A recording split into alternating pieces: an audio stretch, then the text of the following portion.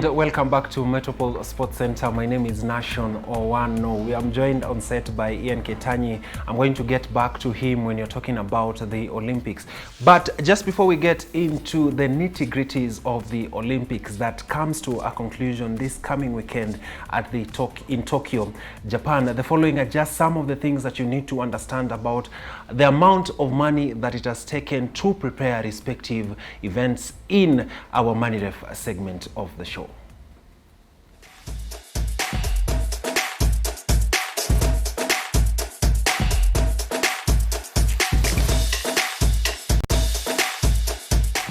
Now, the Tokyo Olympics has been touted as the most expensive Olympics since the inception of the Olympic Games. This year's tournament preparation was hit by a couple of challenges, namely COVID-19 preparation measures. You remember, before the COVID-19 came out, the Olympics had already been prepared, but when the whole COVID situation came, the organizers of the event had to come with countermeasures to ensure that the games had to happen irrespective of the situation. Already the Tokyo Olympics were postponed in 2020 and the games were pushed to 2021, but the name of the tournament still maintained the Tokyo 2020 Olympics. Now, the following is just how much money has been used to prepare for this year's Tokyo Olympics and also some of the Olympics that have taken place over the years. Now, it is estimated that it took the organizers $28 billion to prepare for this year's tournament of the Olympics. Pyeongchang Winter Games that took place in North Korea in 2019 were estimated to have cost 12.9 billion shillings. The Rio Olympics, that is the Summer Olympics in Rio de Janeiro, were estimated to have cost the organizers 13.7 billion shillings. Sochi Games that were played in Russia cost 21.9 billion shillings. The London Olympics in 2012 cost the organizers $15 billion. Vancouver Games cost 2.5 billion, which is the lowest in this table of costing in preparation for the Olympics. The Beijing Olympics took $6.8 billion I beg your pardon. All the numbers in this particular set of data is in US dollars. The Turin Games cost the organizers $4.4 billion and the Athens Games cost the organizers 2.9 billion shillings. It's interesting to see how the Paris Games that are set to be organized after the Tokyo Olympics, how much the organizers are going to spend, because the Tokyo Olympics has already set the pricing of how much is going to be spent in the Olympics. And still sticking to matters Olympics, the following are just some of the things that you need to understand in terms of the gold medal standings. The following are the top 10, the list of the top 10 countries in terms of the medal standings. When my director gives it to me, China is already topping that table, followed by United States, Japan, Australia, Russian Olympic Committee. Remember, because of the whole doping scandal, Russia was banned from the Olympic, and as a result they had to use an alternative name. So this year's tournament they're going to be using the Russia Olympic Committee as the name of their country. Great Britain is also there. Germany has a total of 35 medals tally. France 7 gold medals, coming to a total of 27 medals in total. Italy has around 33 medals, and then Netherlands also with the 27 medals. The following is just the list of the top 10 bottom teams in terms of the medal standings. We have Mexico with 3 total medals, followed by Finland, Argentina, Burkina Faso, Cote d'Ivoire, Ghana, Grenada, Kuwait, Malaysia, and finally the Syrian Arab Republic. That is just some of the things that you need to understand about the ongoing Tokyo Games. It's important to mention that the medal standings, as you've seen them on the screen, were as per the time of the recording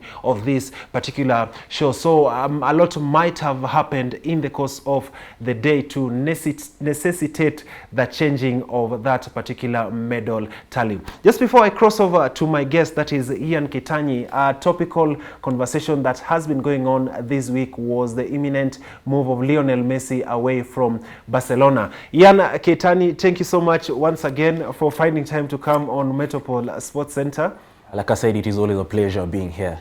Thank you so much. The biggest conversation, Lionel Messi is not going to be donning the Barcelona colors this season. Something that you expected on your end?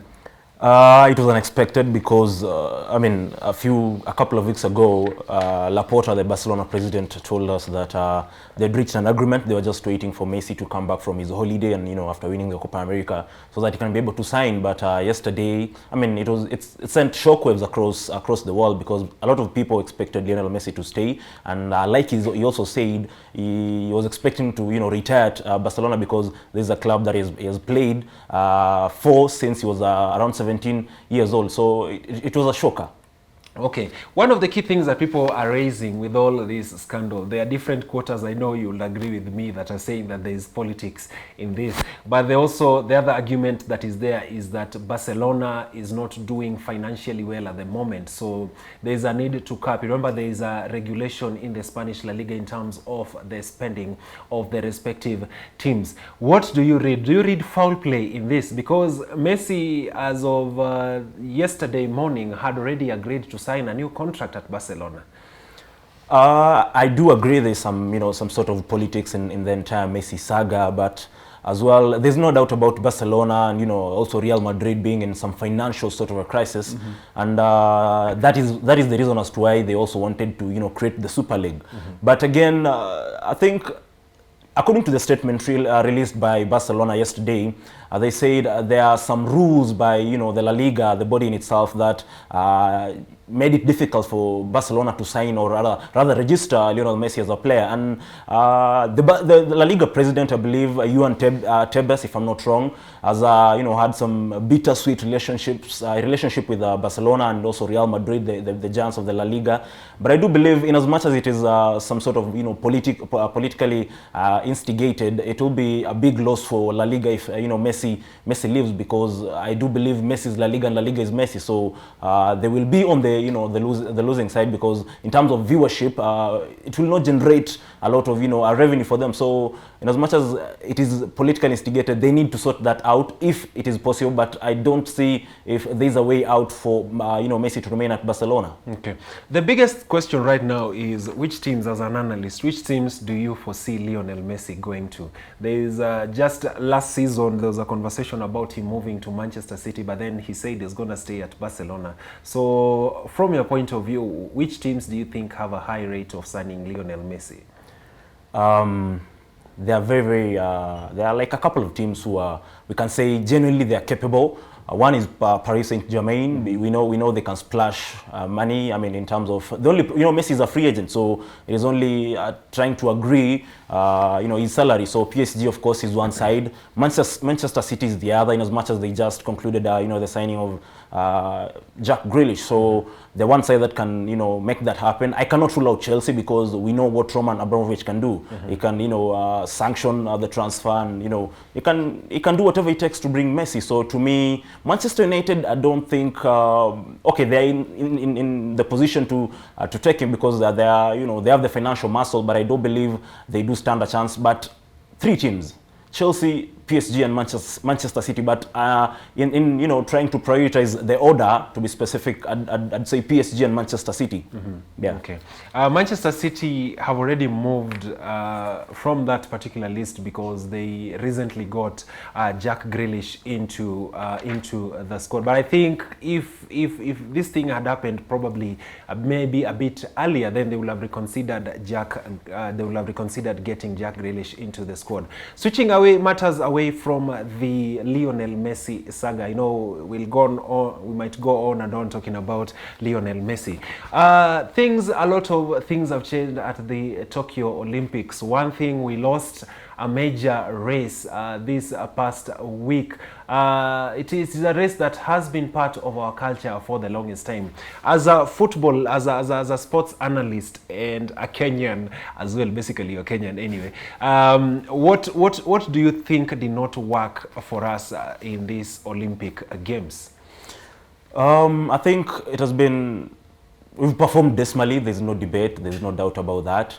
And I can basically attribute that to, you know, probably poor preparation. You know, many people are talking about, you know, the COVID-19 pandemic, but I mean, that is a global issue. Everybody was affected by the pandemic. So in as much as we are trying to, you know, rise again, because we just won the 800 meters, the number 1 and 2, we still do have the 1500 meters. We still do have, I think, 5,000. There are a couple of races that we can, you know, we do stand a chance to win. But overall, we have performed dismally, and we can attribute that to, in my own view, I also do think the management and, you know, the preparations from, you know, the entire Ministry of Sports and Heritage, you know, the NOC. This is a body that, you know, there have been wrangles here and there. So I do believe tactically as well, we've been, you know, somehow not so good, because if you look at some of the races, the likes of, you know,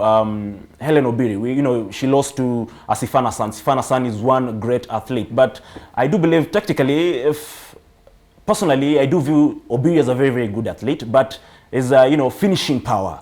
That is where she lost it. So I do also believe we need to look at the way we engage in these different races tactically, because there are some races where you have to apply tactics, you know, long races, the likes of, you know, 10,000 meters, 5,000 meters. These are races that you have to do things tactically, and they have to go right. So that is one thing that we also need to touch on. And as well, the facilities by the government. I think apart from, you know, the track events, we also do have other events, you know, the like we had Sawe in, you know, the high jump, if I'm not wrong. We had Julia Siego. Well. We had beach volleyball, boxing. I do believe the government should prioritize.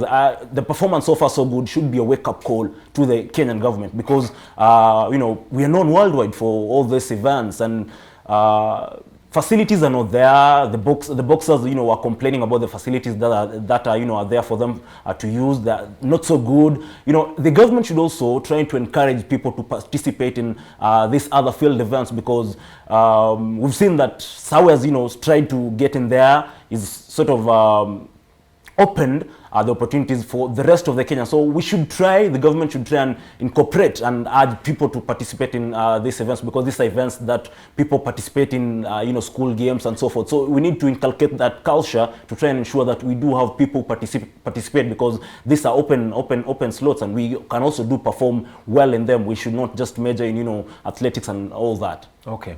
An interesting dynamic that has taken place in this year's tournament, I think it's going to be the basis of our conversation, I think, for the next 4 years until we go for the next Olympics, is Kenya fielding athletes in frontiers that were only a preserve of a selected few in the sporting world. Say 100 meters, we had Ferdinand Omanyala, Frederick Omanyala being in that, Ferdinand Omanyala, I beg your pardon, in that particular race. Apart from that, we had Mark Otieno, who unfortunately was disqualified because of the doping issue. That's a conversation you're going to be having later on. But the question, Keitany, is how would you comment in terms of the changing face of sports? Because Omanyala is participating in 100 meters competition. We were known for long distance.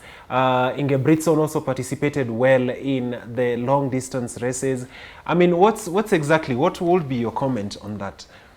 I think first and foremost, we have seen Omanyala. He did well. He, you know, just seconds shy of being in the 100 meters final, and he has shown us that we can do it. Mm-hmm. Mark Otieno is a very is a good athlete, but unfortunately he was, you know, disqualified for you know, allegedly having you know, abused some drugs.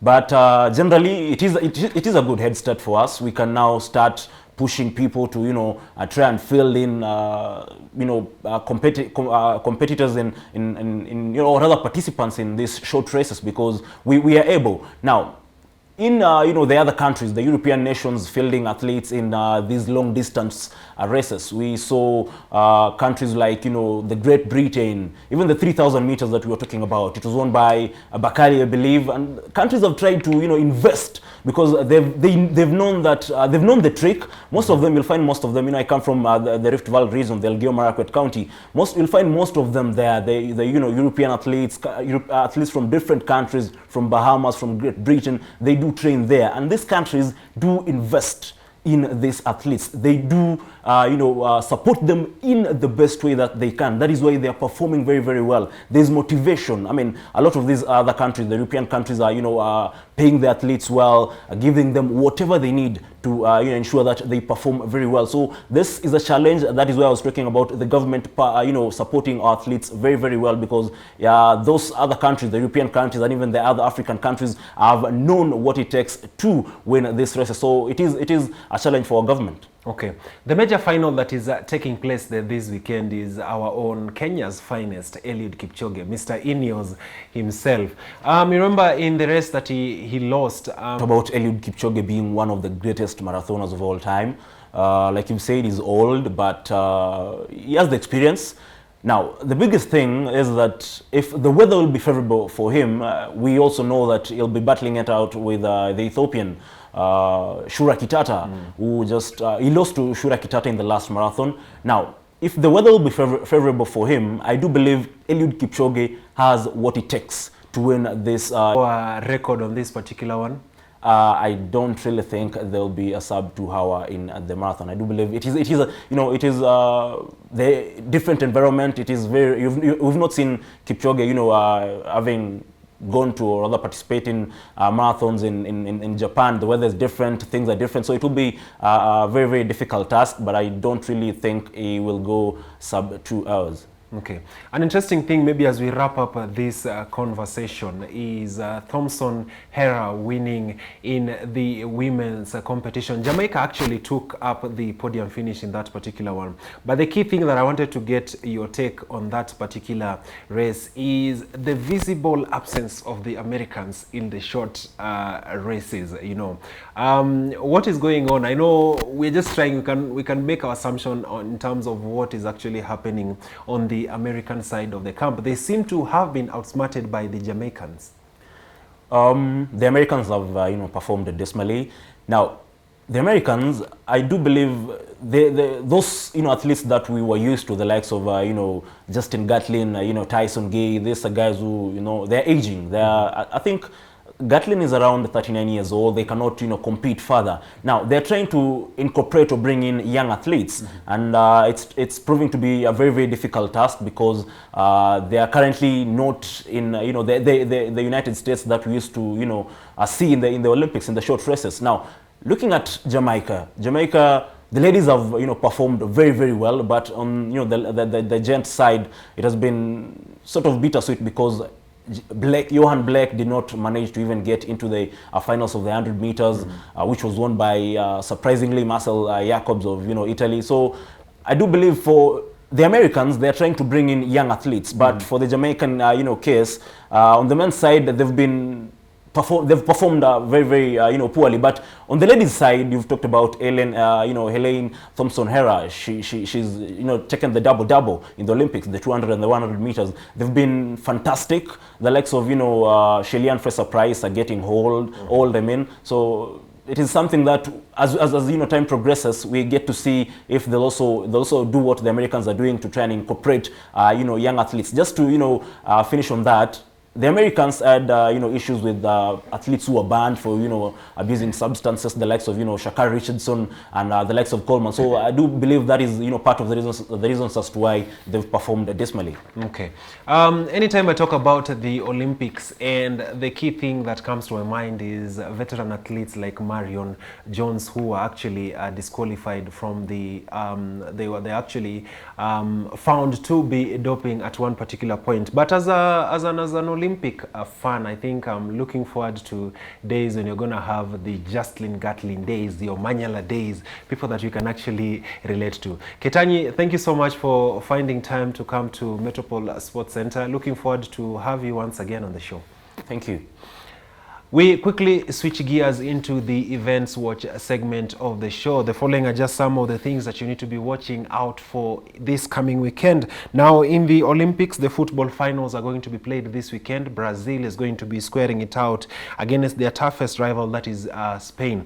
Apart from that, the women's marathon final is going to be taking place, and the men's 1,500 final is going to be taking place, and also the men's marathon final, where we are going to be represented by Kenya's finest marathoner, that is Eliot Kipchoge. Well, that's all the time that we had on Metropole Sports Center. Looking forward to having you on the show once again. See you next week, same place, same time.